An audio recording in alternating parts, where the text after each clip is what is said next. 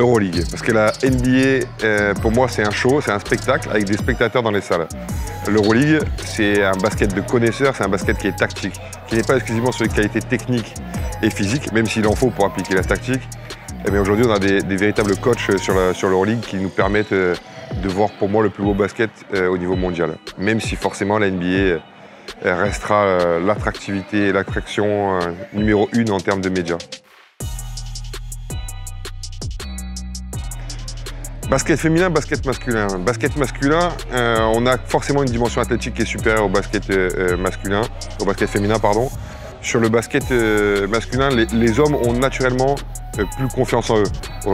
Si tu prends un garçon, il a la balle, même s'il fera 0 sur 10 au tir, il pense dans sa tête qu'il est capable de faire 10 sur 10. Une fille qui est capable de faire 10 sur 10, elle pensera toujours qu'elle est capable de faire 0 sur 10. Donc il y a déjà ce côté psychologique qui est très différent.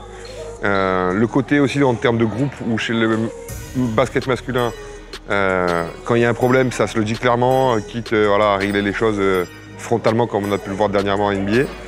Mais après derrière c'est oublié. Chez le basket féminin, c'est comme à la maison. La femme elle ressasse, jusqu'au moment où ça peut exploser. Donc il y a une gestion du groupe qui est différente.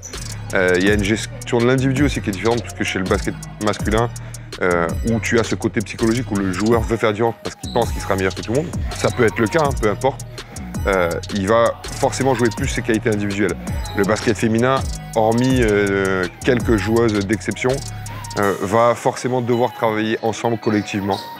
Après, à regarder, même si j'aime le basket féminin, forcément le basket masculin est plus attrayant et aujourd'hui c'est plus spectaculaire et c'est beaucoup plus sympa pour les familles et pour le public. Défense de zone, défense d'indiv. Dans le politiquement correct et dans la majorité des techniciens privilégieront la défense d'indiv.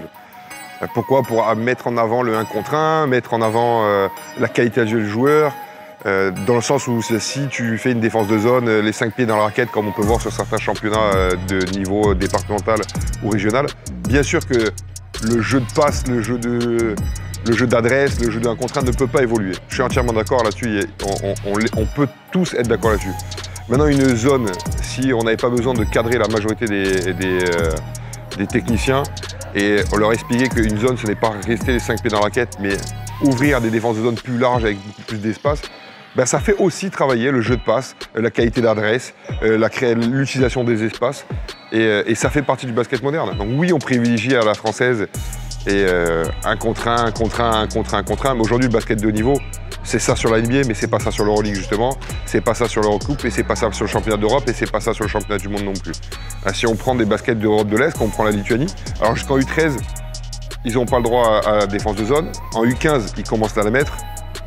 Mais de toute façon, en U16, vu que c'est des compétitions internationales qui arrivent, on est obligé d'apprendre à attaquer la zone et défendre en zone, parce que ça fait partie des compétitions internationales.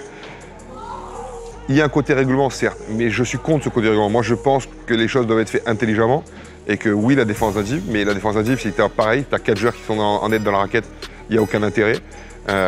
Et la défense de zone, si elle est bien faite, ça peut aussi privilégier le développement de qualité offensive, comme je répète, le tir extérieur, le tir intermédiaire, la gestion des espaces, l'utilisation du drive, la qualité de passe, la circulation de balles, donc c'est aussi intéressant. Voilà, c'est un peu comme le nouveau règlement qui impose sur les catégories de jeunes cette remise en jeu rapide sur la zone arrière, ça revient au même. Voilà. C'est très bien, ouais. Quand tu as tout le monde qui est déjà en défense, jouer la contre-attaque, il n'y a aucun intérêt tactique, et donc on est dans l'illogique. C'est le même principe, indiv ou zone. Faire les choses intelligemment et pas faire les choses pour obliger les gens. Donc interdire les zones, d'accord, mais interdire surtout peut-être les 3 secondes dans la raquette au niveau défensif, un peu comme NBA, ça serait déjà peut-être plus intéressant pour moi.